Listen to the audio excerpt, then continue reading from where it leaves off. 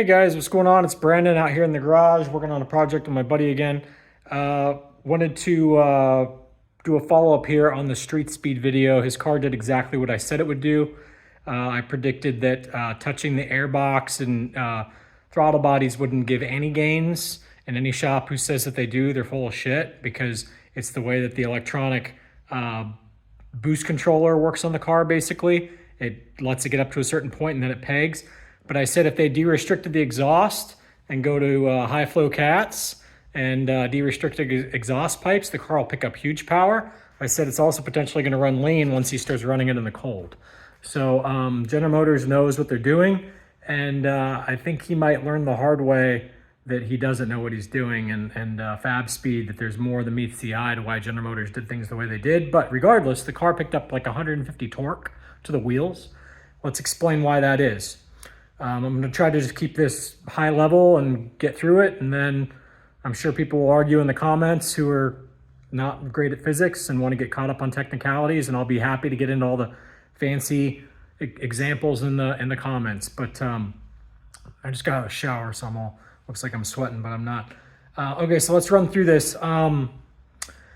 Okay, so for instance, I'm just going to use fictitious numbers. Let's say that General Motors limits the car to 20 psi, okay? And that's 20 psi at the manifold. The moment that you de-restrict a vehicle, it runs less psi to achieve the same horsepower and torque. So the car might only run 15 psi once you get rid of the cats, and it still makes the same horsepower and torque. But remember, the ceiling is, in my example, set at 20.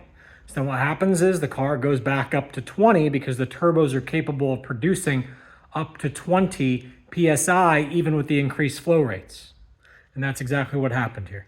Okay, so I don't know the exact psis, but General Motors, again, they have a ceiling. I don't own the zr1 yet to map it all and tell you guys what's going on, but will soon. And but like I said, de-restricting the exhaust is the way to gain power on the zr1, because you're basically tricking the computer.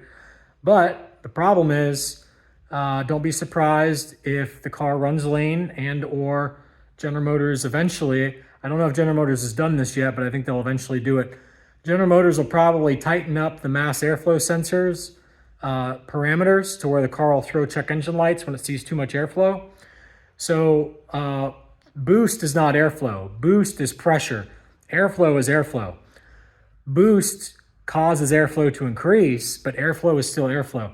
So what General Motors is going to be able to do is they're going to be able to use that mass airflow sensor, mark my words, to be the policeman on this situation when people install aftermarket cats. And so it's going to throw check engine lights. And when it throws those check engine lights, GM will know it'll be a red flag in GM's computer that you put on an aftermarket cat, an aftermarket exhaust that flowed more air, which will void the warranty.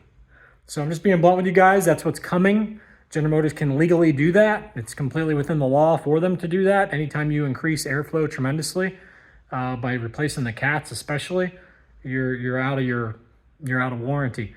So Street Speed now has, whether he likes it or not, a non-warranted vehicle. His engine and transmission no longer have a warranty. I don't know if he knows that yet or not. He's going to find out the hard way if either one of them breaks. That's the law, guys. Moss Magnuson doesn't protect you on that stuff. But like I said, I predicted this a while ago. I said, you change the exhaust, you'll pick up over 100 horsepower and torque. Ask me how I know. It's because I've owned 1,000 horsepower twin turbo cars before, guys. I own a C6 twin turbo Lingenfelter car that I souped up to 1,000 horsepower. I put in triple in-tank fuel pumps. Right now, the car only has one in-tank fuel pump. He's out of fuel. He just doesn't know it yet. He'll find out in cooler weather at sea level, and he will blow up his motor. See ya.